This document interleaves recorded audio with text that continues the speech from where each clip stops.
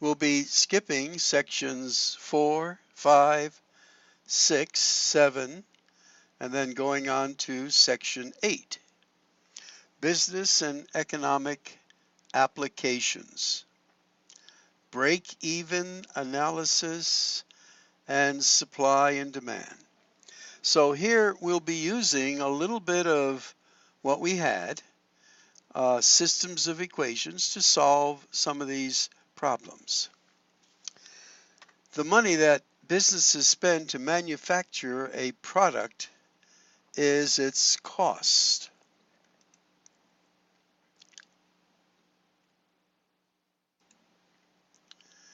So the total cost of production can be thought of as a function C for cost and in function notation. Is the cost of producing X units. These are the number of units. When a company sells a product, it takes in money. This is revenue and can be thought of as a function R, where R of X is the total revenue from the sales of this number of units. Total profit is the money taken in less the money spent, or total revenue minus the cost. Total profit from the production and sale of X units is a function P. And this is given by profits for P equal money that you take in, subtract the cost that it takes to make it. So in function notation would be, again, profits is equal to revenue minus the cost. Now, if revenue is greater than the cost, there is a gain and the profit is positive.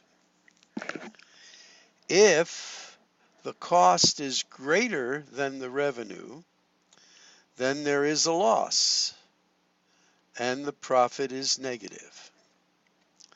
Now, when the revenue taken in is equal to the cost, that is our break even. Now, if we were to look at a graph of this, and basically we would be in the first quadrant, the cost would be something like so, and then the revenue, starting at no sales and then working up, would be something like so. So that the profit would occur, well, let's go break even first. Break even is where the cost equal the profit, or revenue I should say, and then above here, this is the profit. So above this line is profit. Below this line, you haven't met costs, so that would be loss.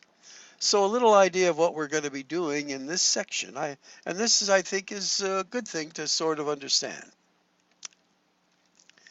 Let's go on. So there are two kinds of cost. And let's just review this a little bit. This is like an economics course here. There are costs like rent, insurance, machinery, and so on. These costs, which must be paid regardless of how many items are produced, are called fixed cost. Then a second cost would be cost of labor, the materials, the marketing, These are called variable cost because they vary according to the amount being produced. So if you have a larger labor force, or that would mean you'd use more materials, you'd make more, your marketing budget may go up.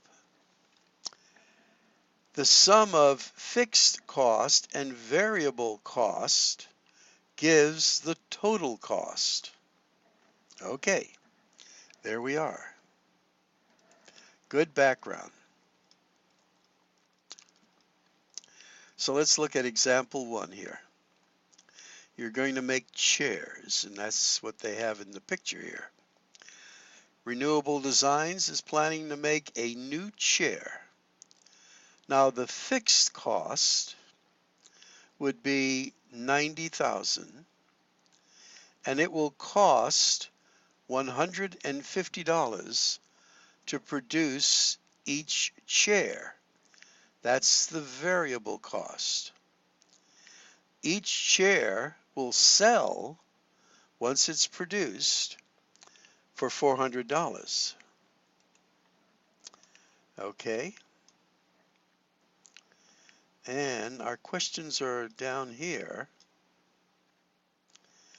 And we're asked to find the total cost, find the total revenue, find the total profit, and what profit will the company realize from the production and sale of 300 chairs, of 800 chairs. And they also want you to graph the total cost, total revenue, and total profit function using the same set of axes and determine the break-even point. Okay, lots of stuff going on here. And we'll just raise it because they have it all worked out here nicely.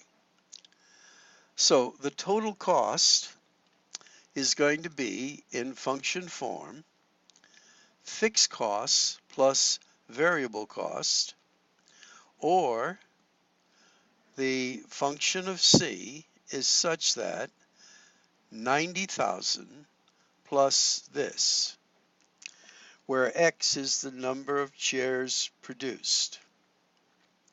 Now, total revenue is given by the function R for revenue is equal to, this is what it cost, or this is what the chairs cost. So every time you sell a chair, you take in $400. Now, notice this is in slope-intercept form, and if you just put a y there, and you put a y there, and that could do it very well. Now, if you are looking now for the profit function, it will be revenue minus cost. So the revenue, you recall, was 400x. These were the costs, and you're subtracting that. Notice this becomes negative, and this will become negative, and when you group like terms, you end up with this. So this is your profit function.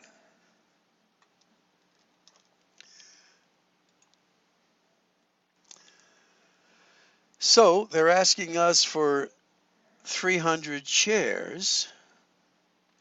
So we put in there 300 chairs at 250. This is generating profit. And we have to subtract the 90,000. When we do that, we have a negative number. So this would be a loss of 15,000. But if you're able to sell 800 chairs, now the profit, in a sense, generated is larger than that. So here you have a net gain of $110,000. Okay, that would be good. And that's what they're talking about there. Now, the graph of each of these functions are shown below. So we'll go below here.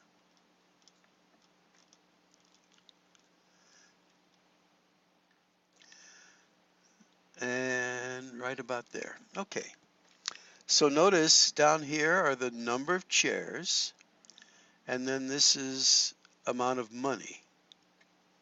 So it starts at 0 for the revenue, and it goes right up there, and that's this graph of this function. Now, the cost of 90,000 is right there. So there's your cost function. And now we're looking at where will they intersect?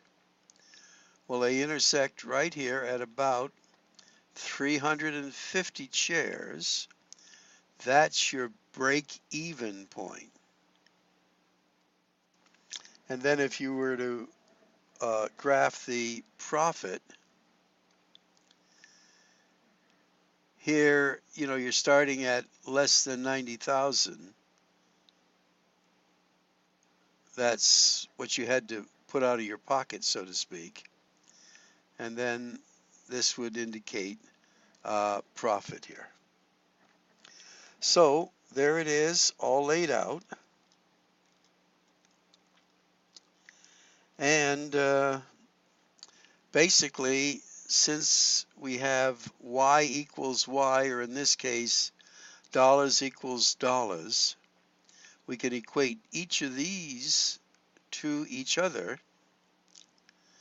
And we get here where I had said 360. Again, it was hard to read on there. I said 350. It is 360. So that gives you the exact amount. Now, I did some of these online already, doing the practice and then the Quizme's, and they are challenging, but again, this is a good little background for it. And on the next page, the firm will break even if it produces 360 chairs and takes in a total of, again, 360 times 400 will give you 144,000 in revenue. That would be the break-even point. Okay, supply and demand. Now, this is another aspect of economics. And to give you a little background, is as the price of an item goes up, the demand, in a sense, goes down. That is, if you don't have enough money to buy it because the price is too high, you're either going to buy fewer or not any of them. So in economics, there is a relationship between supply and demand. So let's read what it says. As the price of coffee varies, so too does the amount sold. The table and graph below shows that consumers will demand less as the price goes up. So here's the equation that were produced by economists that know how to do that. That demand given in the letter D, that as the price per kilogram of coffee goes up, the demand goes down. And then they have that as a graph over here. And by the way, this little wiggly line indicates they're leaving off some of the chart to make it more condensed. I've seen that a couple of times. Now, as the price per kilogram, the quantity that's sold, as we see in millions of kilograms, we see that going up. And again, that's shown by this equation. Again, this one, demand, as the price increases, it goes down. Here's as the price increases, the quantity goes up here. That's supply. Because if it's more expensive, you'll want to produce more. And of course, I don't know if you realize it, but right now we are having what is called an oil glut. That is, there's too much oil on the market, so the price of oil has been going down. Now, as the price is going down, people in the United States, I'll speak of what I know about a little bit, are buying more SUVs because since the gas price is lower, they can spend more money for gas. And that's exactly what this graph is showing us. Now, there will be what is called an equilibrium point. So consider demand and supply together. We see that as prices increase, the demand decreases. But as prices increase, supply increases. The point of intersection is called the equilibrium point. At that price, the amount that the seller will supply is the same amount that the consumer will buy. And actually, it's a little more complicated than all of this. Here they're trying to keep it simple. The situation is similar to that of a buyer and a seller negotiating the price of an item. The equilibrium point is the price and the quantity that they finally agree on. Any ordered pair of coordinates from the graph is price quantity because the horizontal axis is the price axis, this one down here,